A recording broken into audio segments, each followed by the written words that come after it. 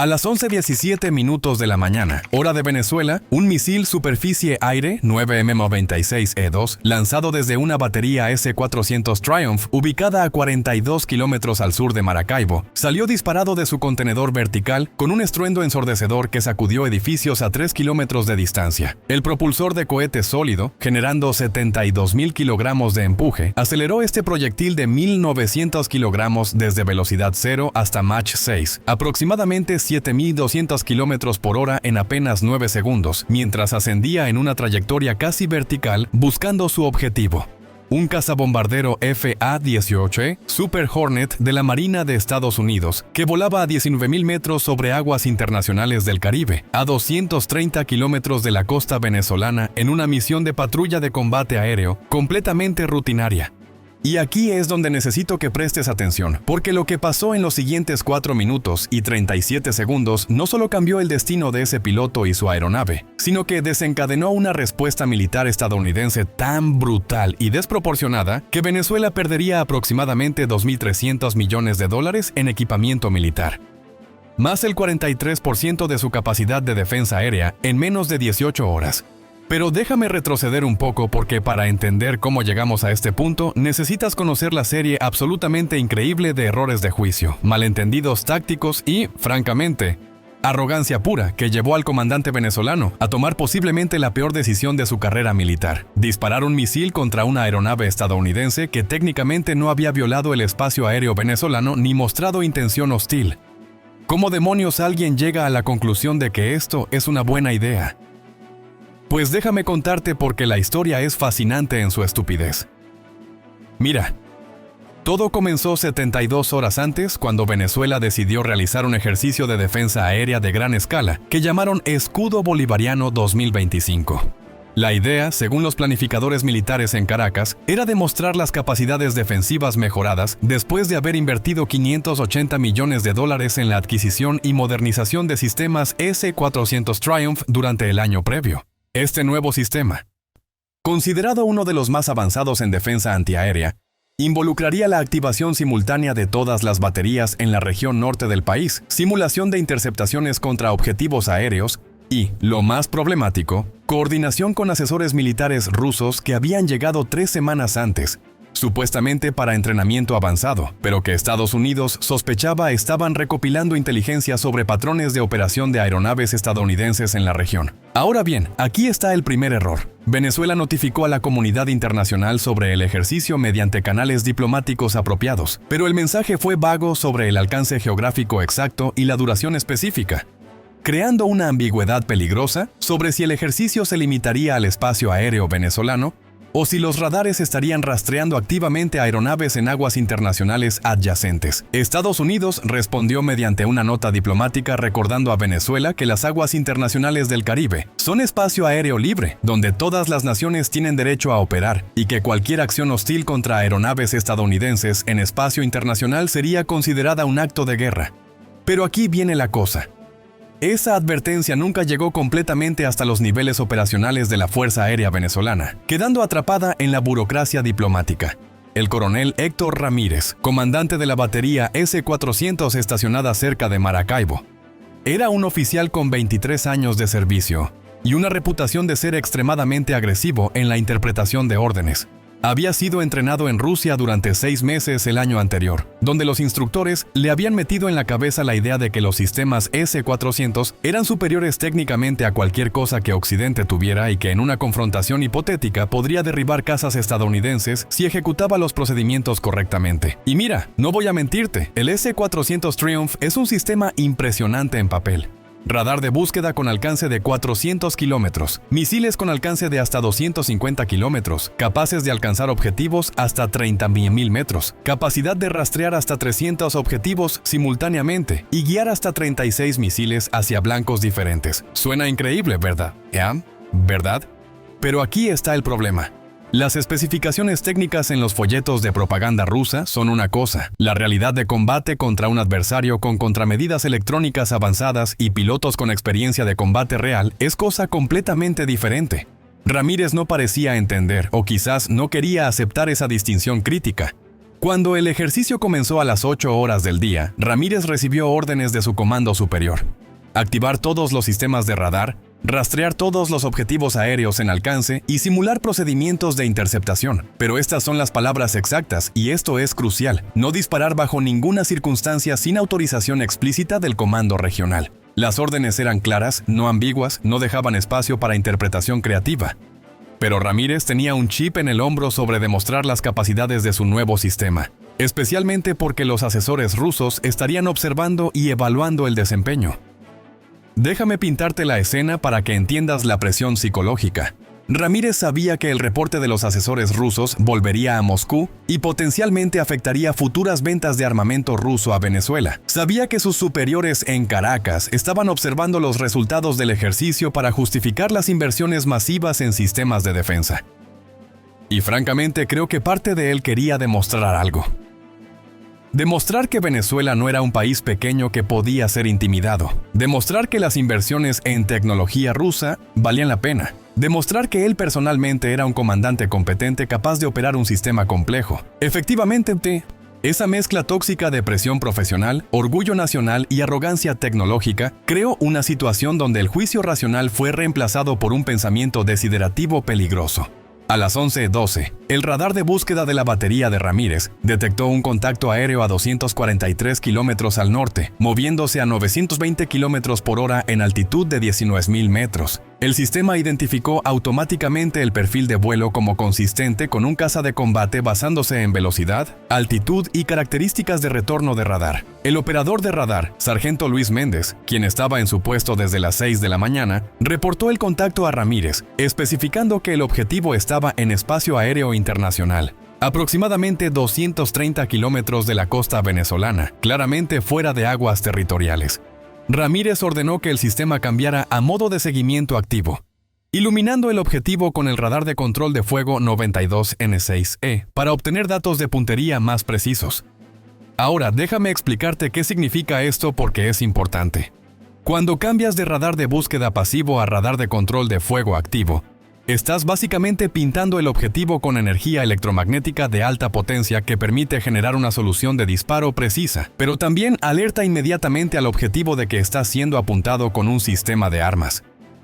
Es equivalente a apuntar una pistola cargada a la cabeza de alguien. Técnicamente no has disparado todavía, pero has cruzado la línea de amenaza implícita a amenaza explícita e inminente. Ahora imagina estar en la cabina del teniente comandante Jake Morrison, piloto del FA-18E con 280 horas de vuelo y veterano de 147 misiones de combate sobre Siria e Irak.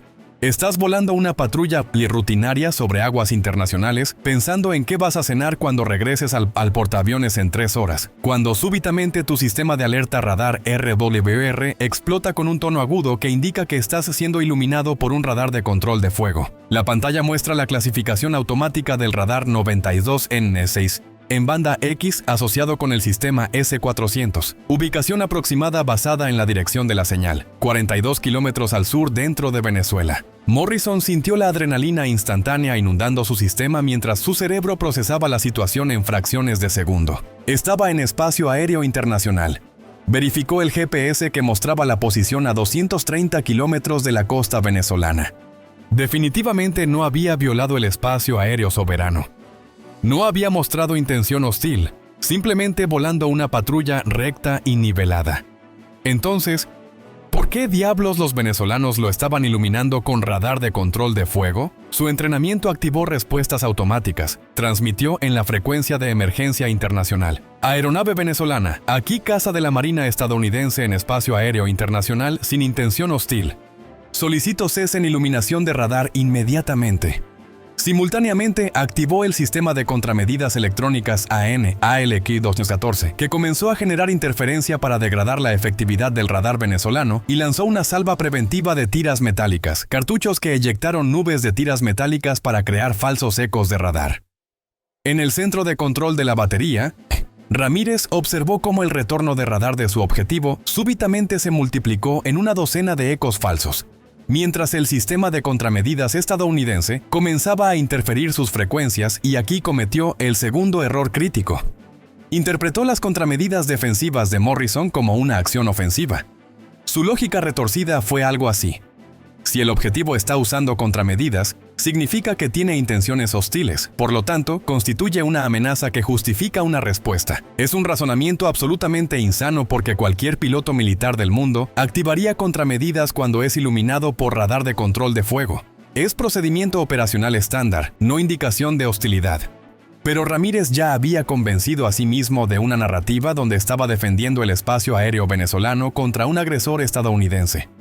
Los asesores rusos en la sala de control, observando los procedimientos, probablemente contribuyeron a la decisión porque Ramírez quería impresionarlos, demostrando que podía mantener el enganche en un objetivo avanzado, incluso con contramedidas activas. Ordenó a Méndez cambiar frecuencias de radar y aumentar potencia para penetrar la interferencia. El sistema luchó durante 16 segundos antes de restablecer contacto sólido, ahora mostrando el objetivo a 238 kilómetros, moviéndose lentamente hacia el norte, alejándose de Venezuela. Morrison había iniciado un giro gradual hacia el norte, alejándose de Venezuela para demostrar claramente que no tenía intenciones hostiles, mientras transmitía su situación a un controlador de E-2 Hawkeye, que orbitaba 300 kilómetros al norte. El controlador, teniente Sarah Chen, quien monitoreaba el espacio aéreo mediante el radar potente del Hawkeye, confirmó la posición de Morrison definitivamente en internacional y le advirtió: «Mantenemos rastreo de la batería venezolana que te iluminó. Sugiero incrementar distancia y mantener alerta máxima. No tenemos indicación de lanzamiento de misil, pero la situación es anómala». Morrison reconoció y aumentó velocidad a 1100 km por hora mientras ascendía gradualmente hacia 22.000 metros, pensando que mayor altitud y distancia proporcionarían margen de seguridad adicional si la situación se deterioraba. Lo que no sabía es que en ese momento Ramírez estaba tomando la decisión que cambiaría todo.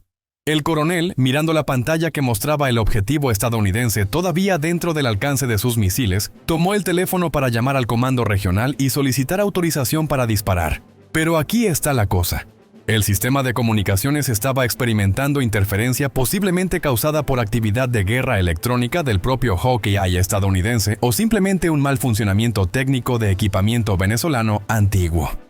Después de 3 intentos fallidos de establecer conexión, Ramírez tomó la decisión fatal. Interpretó las órdenes originales de simular procedimientos de interceptación como autorización implícita para completar la secuencia hasta incluir lanzamiento real. Si el objetivo mostraba comportamiento hostil, y él había decidido que las contramedidas electrónicas de Morrison calificaban como hostilidad. A las 11:17 minutos, Ramírez ordenó lanzar. Méndez, quien había estado operando el sistema bajo instrucciones de su comandante, vaciló por un momento mirando la pantalla que claramente mostraba el objetivo en espacio internacional. Pero la disciplina militar y años de entrenamiento para seguir órdenes sin cuestionar prevalecieron. Presionó la secuencia de lanzamiento en su consola. La computadora del sistema S-400 ejecutó verificaciones finales en microsegundos, confirmando que tenía una solución de disparo válida con probabilidad de impacto calculada en 87% basándose en distancia, velocidad del objetivo y condiciones atmosféricas. El contenedor de lanzamiento vertical se abrió con un silbido de presión hidráulica exponiendo el misil 9M96E2 de 6.4 metros de longitud.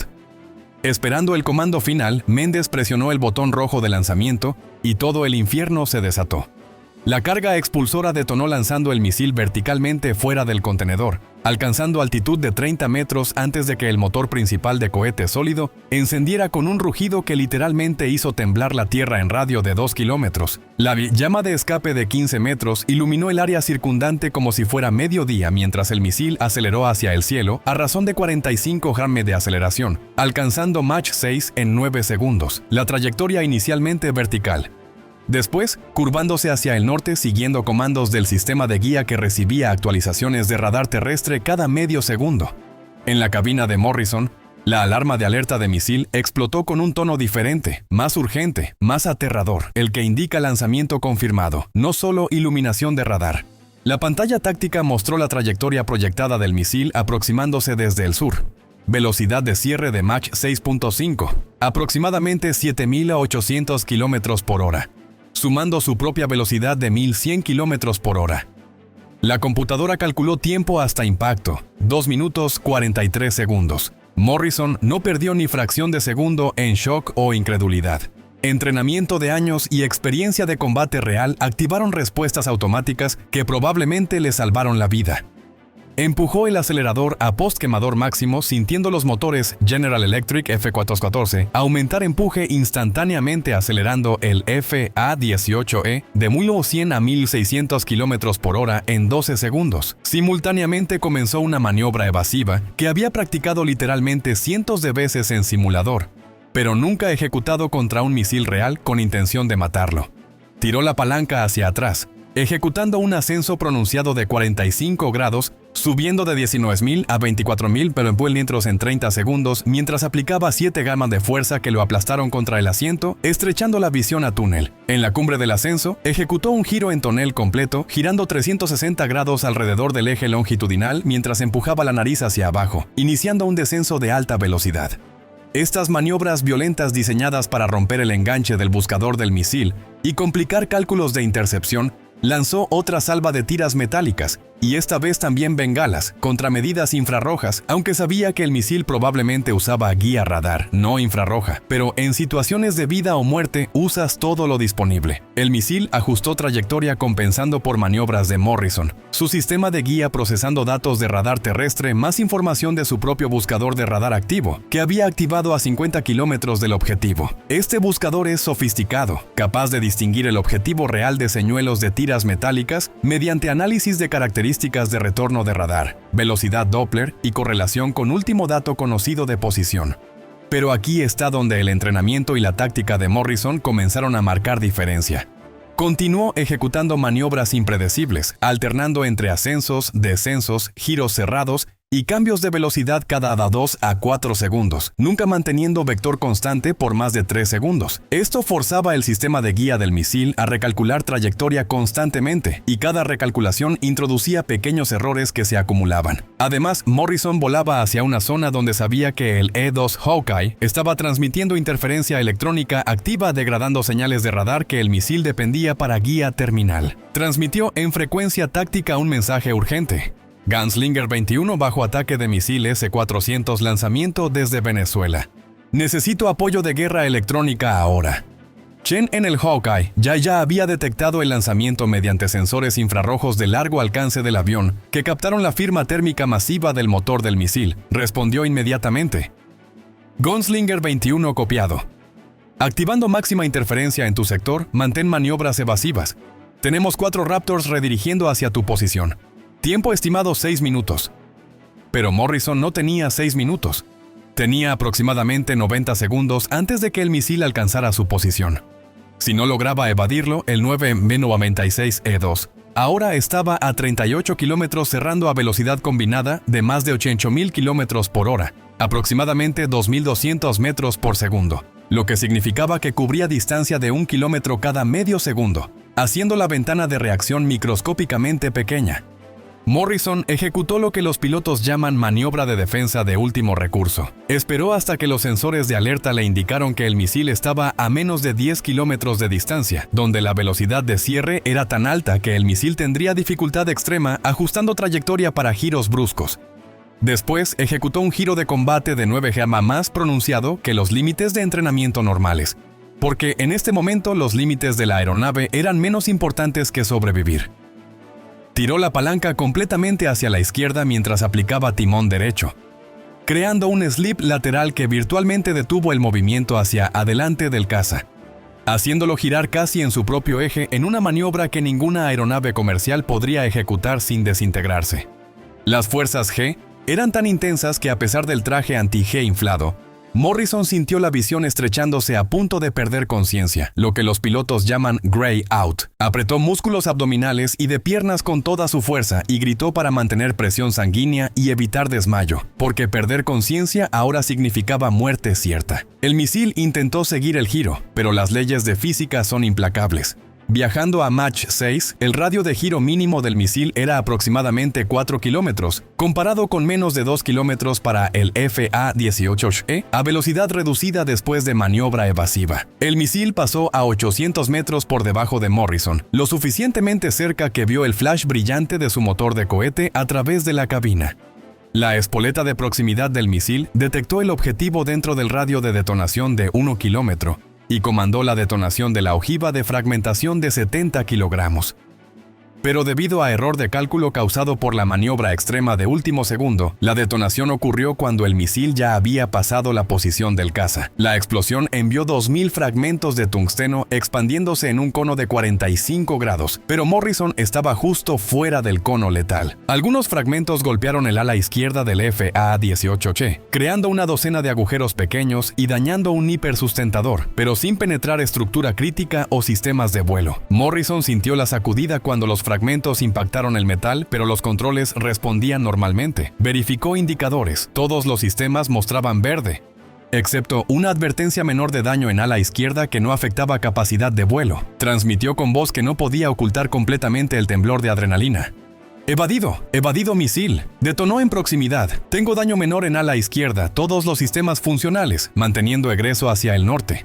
Chen respondió con alivio audible en su voz. Copiado Gunslinger 21. Excelente trabajo. Mantén rumbo actual. Raptors llegarán a tu posición en 3 minutos para escolta.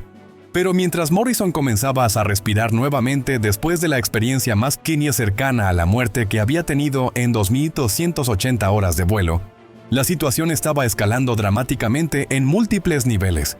El E-2 Hawkeye había transmitido automáticamente la alerta de lanzamiento de misil al comando de la Quinta Flota, que supervisaba operaciones en la región. Desde allí la alerta fue elevada en 32 segundos al Comando Central, que tenía autoridad sobre Medio Oriente y parcialmente el Caribe. En otros 46 segundos llegó al jefe de Estado Mayor Conjunto en el Pentágono, quien estaba en una reunión matutina cuando un asistente entró con una tableta mostrando la alerta en rojo. Casa de la Marina bajo ataque de misil venezolano en espacio aéreo internacional. Piloto reporta evasión exitosa con daño menor. Situación en desarrollo. El general Marcus Thompson, jefe de Estado Mayor, con 38 años de servicio militar, leyó la alerta 2 veces para asegurar que entendía correctamente. Después, dijo palabras exactas que fueron registradas en la grabación de la reunión. Necesito al presidente en línea ahora. Y preparen opciones de respuesta porque Venezuela acaba de cruzar una línea que no tiene vuelta atrás. A las 11:23, apenas 6 minutos después del lanzamiento del misil, el presidente de Estados Unidos fue informado vía llamada segura mientras estaba en el Air Force One regresando de una cumbre internacional en Europa. Le tomó exactamente 90 segundos escuchar el briefing completo antes de hacer la pregunta crítica. ¿El piloto está seguro? La respuesta fue afirmativa. Piloto egresando el área con escolta de cazas, daño menor en aeronave. Personal ileso. El presidente entonces hizo la segunda pregunta que definiría la respuesta. ¿Esto fue un ataque deliberado o error de un comandante local descontrolado? El asesor de Seguridad Nacional respondió con honestidad. Señor, no lo sabemos todavía, pero francamente no importa mucho. Venezuela lanzó un misil contra una aeronave estadounidense en espacio internacional. Eso es un acto de guerra sin importar la intención. Si no respondemos con fuerza, cada adversario en el mundo lo interpretará como debilidad y estaremos invitando más ataques. El presidente, quien había sido senador antes de ganar la elección y generalmente prefería soluciones diplomáticas sobre militares, tomó la decisión en menos de 5 segundos. Autorizó respuesta militar proporcional contra la batería que lanzó el misil y cualquier sistema de defensa aérea venezolano que represente amenaza continua a nuestras operaciones. Quiero opciones en mi escritorio en 2 horas, pero ejecuten medidas defensivas inmediatas para proteger nuestras aeronaves en la región. Y déjame decirte, esas medidas defensivas inmediatas fueron impresionantes en velocidad y escala. En menos de 30 minutos después del ataque, 4 F-22 Raptors que habían estado en alerta en una base adelantada en Colombia, despegaron con misión de establecer superioridad aérea total sobre el norte de Venezuela. 6 FA-18Ch adicionales lanzaron desde el portaaviones con misiles antirradiación AGM-88 y ARM para atacar radares venezolanos si mostraban comportamiento hostil adicional. 2 EA-18G Growlers activaron guerra electrónica de espectro completo transmitiendo 120 kilovatios de potencia de interferencia en todas las frecuencias usadas por sistemas de defensa venezolanos, efectivamente cegando sus radares más allá de 40 kilómetros. Un submarino de ataque clase Virginia que había estado patrullando cerca recibió órdenes de acercarse a aguas territoriales venezolanas, listo para lanzar misiles de crucero Tomahawk si la situación escalaba. Y quizás más significativo, el portaaviones USS Ronald Reagan, que había estado en tránsito hacia el Pacífico, recibió órdenes de girar y dirigirse a toda velocidad hacia el Caribe, reforzando la presencia naval estadounidense en la región. Todo esto sucedió en 30 minutos, mostrando la capacidad de respuesta rápida que pocos países en el mundo pueden igualar. Mientras tanto, en Venezuela, un pánico absoluto estaba instalándose cuando la realidad de lo que Ramírez había hecho comenzó a penetrar la cadena de comando. El primer indicio de problema llegó cuando el comando regional en Maracaibo intentó contactar la batería de Ramírez para una rutina de actualización y el operador mencionó casualmente que habían lanzado un misil contra un objetivo estadounidense. Hubo un silencio de aproximadamente 4 segundos en la línea que probablemente pareció eternidad antes de que el comandante regional, coronel Eduardo Salinas, prácticamente gritara: ¿Ustedes hicieron qué? Repita eso inmediatamente. Cuando la confirmación llegó, Salinas, quien era un oficial experimentado con 28 años de servicio, entendió inmediatamente la magnitud del desastre. Transmitió un mensaje urgente al Ministerio de Defensa en Caracas. Hemos tenido un incidente grave. Batería en Maracaibo lanzó misil contra aeronave estadounidense en espacio internacional sin autorización. Necesito orientación inmediata. En el Ministerio de Defensa, el mensaje causó confusión inicial, porque parecía tan inverosímil que algunos oficiales pensaron que era un error de comunicación o un ejercicio mal etiquetado. Pero cuando confirmaciones adicionales llegaron de múltiples fuentes, incluyendo monitoreo de transmisiones estadounidenses que hablaban de ataque de misil, la realidad se impuso. El ministro de Defensa, general Ricardo Vázquez, convocó una reunión de emergencia del Gabinete de Seguridad que comenzó a las 12:40, apenas hora y media después del lanzamiento del misil. Asistentes incluían al jefe de Estado Mayor de la Fuerza Aérea, comandante de Defensa Aérea Integrada, ministro de Relaciones Exteriores y por videoconferencia al embajador venezolano en Naciones Unidas. Vázquez abrió la reunión con palabras que, según testigos presentes, fueron: caballeros, enfrentamos posiblemente la crisis más seria en la historia moderna de nuestra nación. Un comandante actuando sin autorización ha atacado una aeronave estadounidense en aguas internacionales. Necesito saber 3 cosas. Primero, ¿qué exactamente pasó? Segundo, ¿por qué pasó? Y tercero, ¿qué diablos vamos a hacer al respecto antes de que los estadounidenses conviertan este país en un estacionamiento? El briefing que siguió pintó una imagen devastadora de incompetencia en múltiples niveles. Ramírez había malinterpretado órdenes o deliberadamente las había ignorado, dependiendo de la interpretación. La cadena de comando había fallado en asegurar que las órdenes fueran entendidas inequívocamente. Los sistemas de comunicación habían fallado en el momento crítico, impidiendo que Ramírez contactara al comando antes de lanzar, y la supervisión de los asesores rusos había sido inadecuada o quizás irónicamente demasiado efectiva si habían alentado comportamiento agresivo. Pero más allá de asignar culpa, la cuestión inmediata era qué hacer ahora que el misil había sido lanzado. El caza había sido atacado y Estados Unidos, sin duda, estaba preparando una respuesta. Las opciones discutidas en esa reunión, según transcripciones parciales que fueron filtradas posteriormente, variaban de optimistas a francamente delirantes. El ministro de Relaciones Exteriores sugirió emitir una disculpa inmediata, caracterizando el incidente como error trágico de un comandante descontrolado y ofrecer compensación más castigo del oficial responsable, esperando que esto satisficiera a Washington y previniera escalación militar.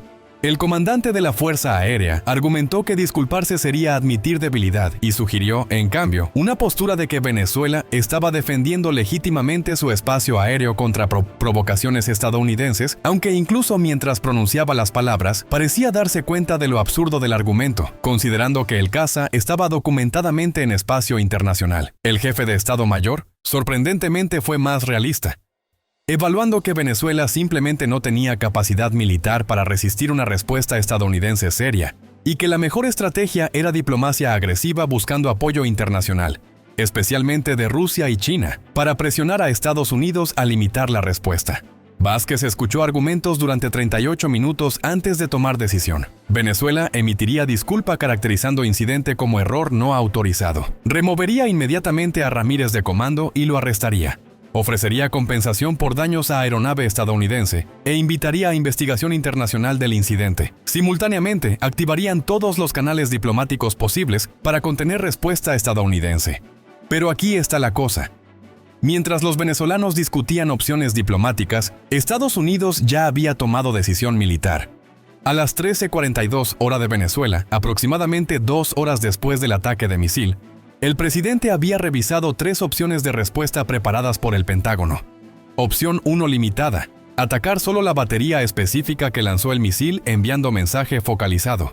Opción 2 moderada: Atacar todas las baterías S-400 en la región norte de Venezuela, degradando capacidad defensiva en área donde incidente ocurrió. Opción 3 extensiva. Atacar toda infraestructura de defensa aérea venezolana, efectivamente eliminando capacidad de Venezuela para amenazar aeronaves estadounidenses permanentemente.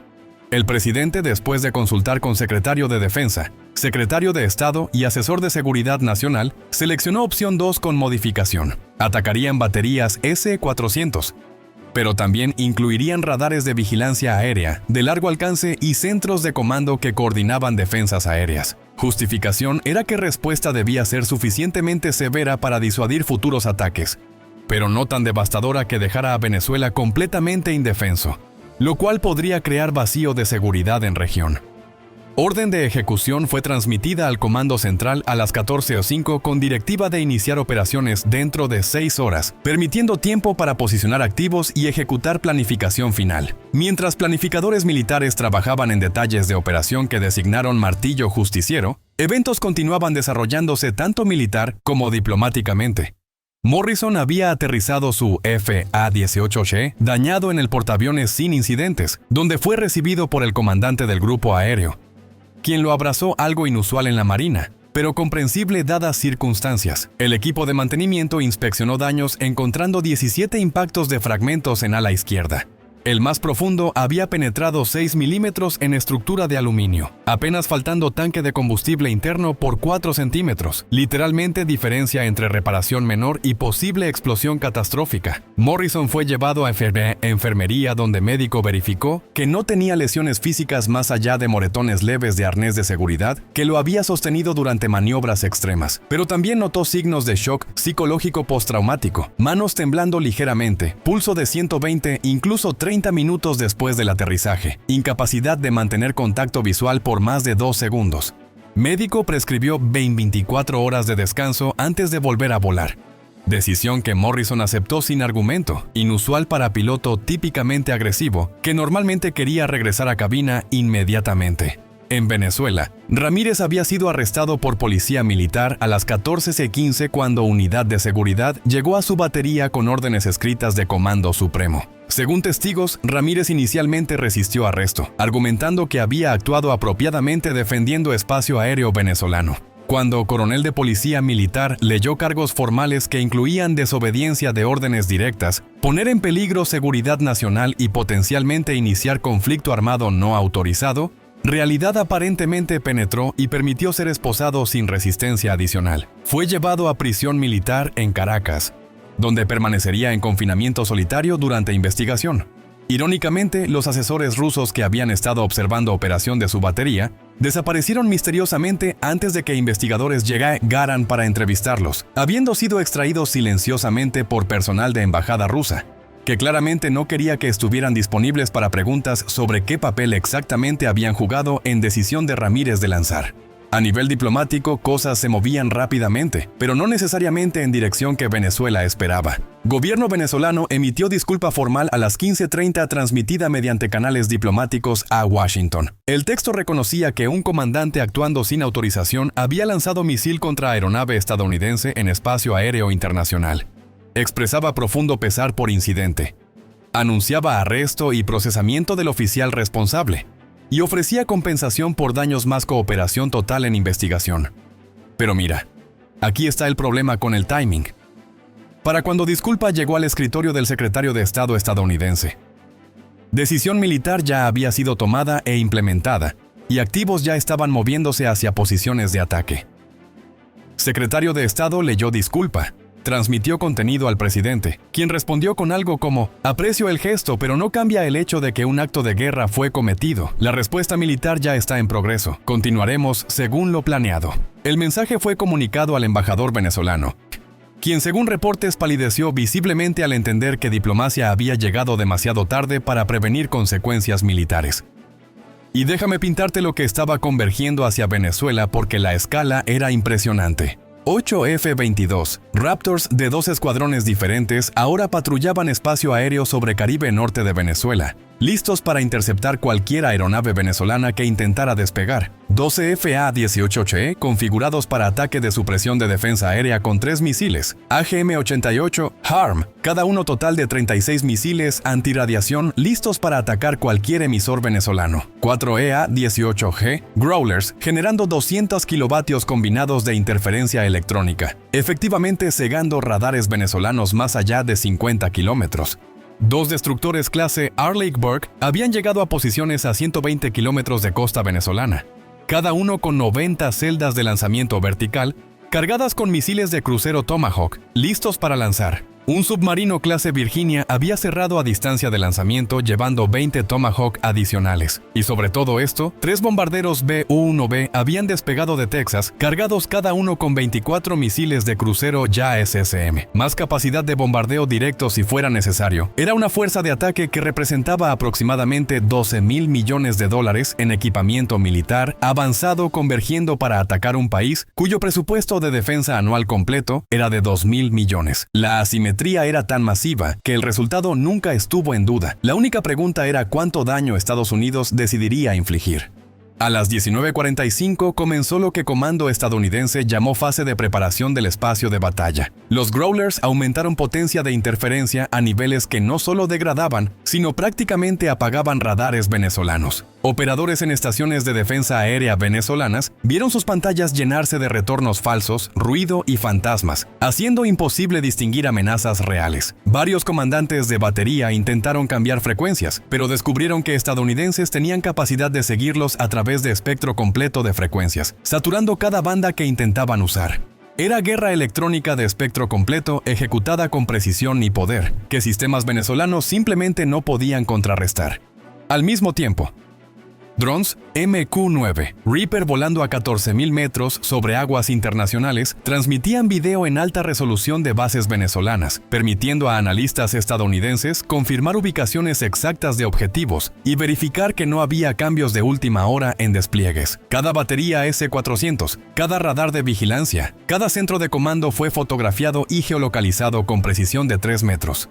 A las 20 horas, exactamente 8 horas 43 minutos después del ataque inicial contra Morrison, comenzó Operación Martillo Justiciero con lanzamiento coordinado desde múltiples plataformas. Los 2 destructores iniciaron lanzando 8 Tomahawk cada uno, 16 misiles emergiendo de celdas verticales con intervalos de 8 segundos, cada lanzamiento marcado por columna de fuego y humo visible a 30 kilómetros.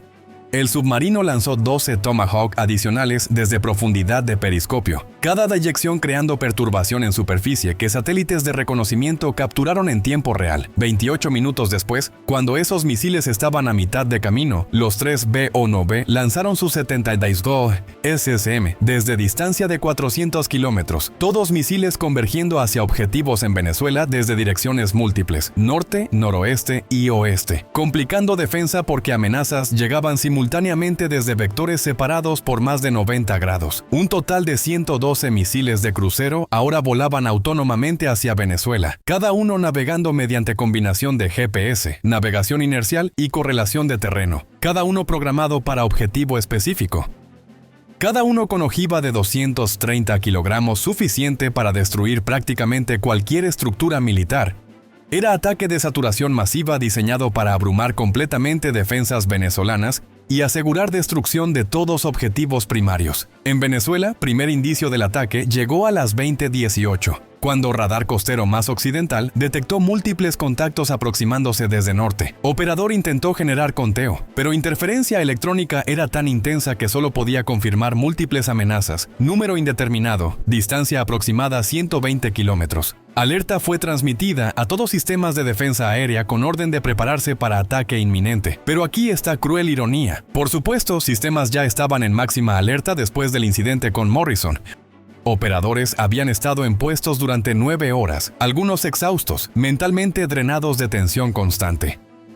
Comandantes de baterías S-400 intentaron activar radares de control de fuego para generar soluciones de disparo, pero descubrieron que en momento que transmitían, misiles AGM-88 HARM de FA-18E detectaban emisiones y lanzaban automáticamente. Primer radar que cometió error de encender fue batería en Maracaibo, irónicamente misma que había lanzado contra Morrison.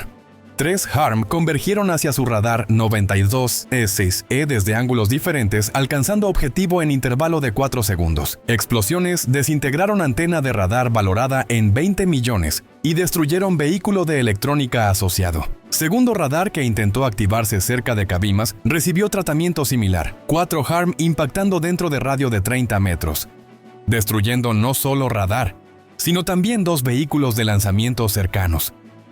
Comandantes de otras baterías entendieron mensaje. No podían usar radares sin convertirse en objetivos inmediatos, pero sin radares no podían guiar misiles interceptores hacia amenazas entrantes. Estaban efectivamente ciegos enfrentando docenas de amenazas que se aproximaban rápidamente. Algunos comandantes tomaron decisión desesperada de lanzar misiles en modo autónomo sin guía de radar, esperando que buscadores propios de misiles pudieran adquirir objetivos.